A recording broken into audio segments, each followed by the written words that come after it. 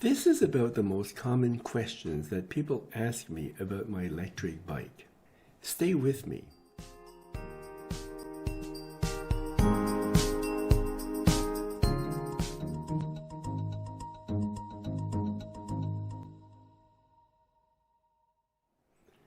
I ride my electric bike mostly in the city.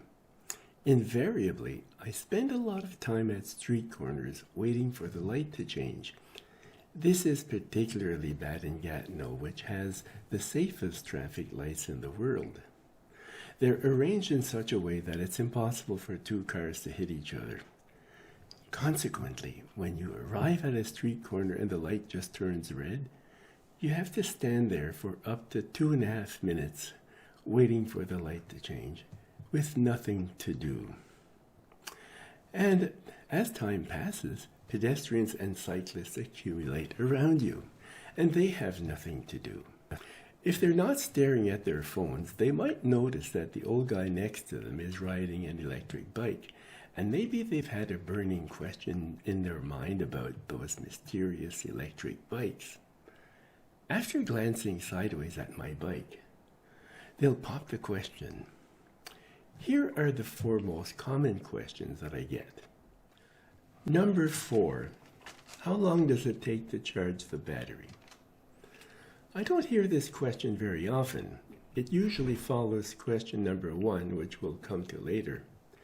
When I tell them that to charge an e-bike battery from completely empty to completely full takes 4 to 8 hours, they seem incredulous. I don't know why they find it surprising. Maybe they've heard about fast charging an electric car in half an hour, or maybe it's because their phone takes only an hour to charge.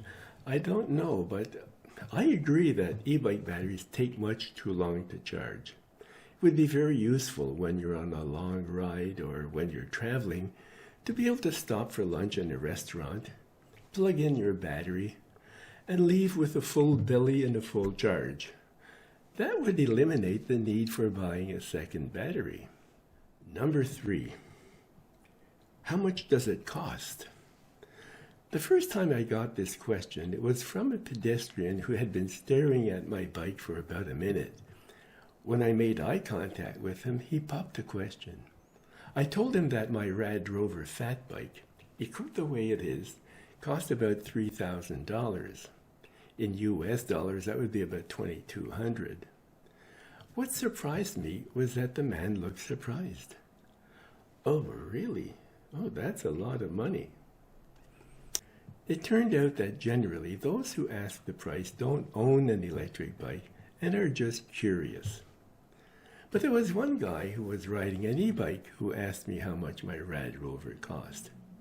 He was riding a full suspension Reese and Muller, a bike that's worth at least $5,000. Before answering, I congratulated him on his beautiful bike. He explained that his friend wanted to get rid of it after using it for only 2 seasons, and it had only 1,800 kilometers on the odometer. He was proud to tell me that his friend had sold it to him for $800. I told him I had paid $3,000 for my fat bike, a much inferior product. He looked stunned and rode away. Later, when I thought back on it, it dawned on me that maybe he didn't own the bike. Maybe he stole it and wanted to know how much to ask for it. Number 2, can you recharge the battery while pedaling? This is a pretty complicated issue to be dealt with in 2 minutes while waiting for the traffic lights to change. To start with, the person would have to know that only direct drive hub motors might be capable of regenerating electricity, but that the majority of e-bikes on the streets have a geared motor. A geared motor has a clutch that makes it freewheel when the power is cut, making regeneration impossible. And even if the bike is a direct drive motor and capable of regeneration, the effort required to propel the bike forward and to put some energy back into the battery at the same time would be exhaustive and pointless. I found that the easiest way to answer the question in a minute is simply to say that the battery has to be recharged by plugging it into an electrical outlet. And that's true of my e-bike that has a geared motor. Number 1. How far can you go on a charge? This is the most common question that I get asked. I think it's because everybody has heard about electric cars that have a very limited range, and I suppose it's logical for people to wonder about electric bikes. The first time I got that question, the light had just turned red, so there was lots of time. I began by explaining that there are many factors that influence the range of an electric bike, like how fast you want to go, how many hills there are, whether you're riding against a headwind or with a tailwind. She soon lost interest and started looking down at her phone. I realized that she probably just wanted a simple answer. I decided that from now on, I'd avoid lecturing on the street corner and just keep it simple. The next time I was asked that question, I remembered the lesson I had learned the first time. I was on the Jacques Cartier bicycle path, sitting next to my bike on a bench, admiring the view on the Ottawa River. A man walking his dog stopped and looked at my Red Rover. Nice bike.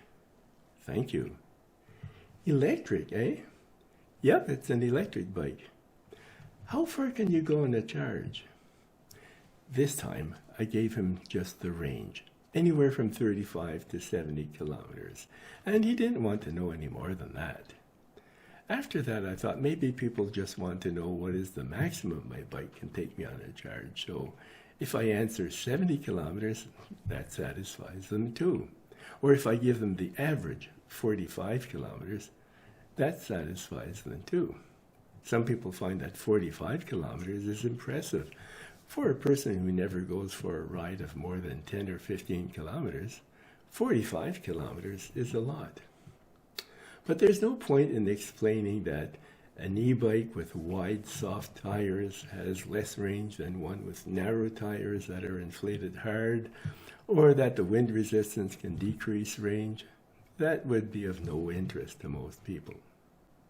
Question number 1 generally comes from people who don't own an e-bike and haven't even shopped for one. In conclusion, I found that an electric bike can be a great conversation piece, and it often invites a perfect stranger to talk to you. But standing at a street corner waiting for the light to change isn't the best way to teach about electric bikes. That's it for now. If you have questions, or if you own an e-bike and have experiences you'd like to share, please leave a comment.